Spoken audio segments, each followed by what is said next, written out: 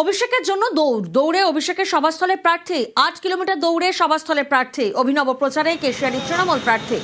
দৌড়ের ফাঁকেই জনসংযোগে রামজীবন মান্ডি। অভিষেকের জন্য দৌড়ে অভিষেকের সভাস্থলে প্রার্থী। ৮ কিলোমিটার দৌড়ে সভাস্থলে প্রার্থী তিনি পৌঁছন। অভিনব এই অভিনব প্রচারে কেশিয়ারি তৃণমূল প্রার্থী। আর দৌড়ের ফাঁকেই জনসংযোগে রামজীবন মান্ডি।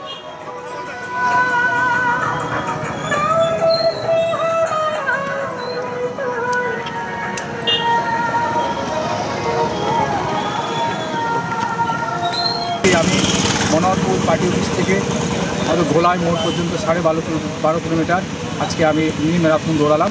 আমার সময় লেগেছে 50 মিনিট।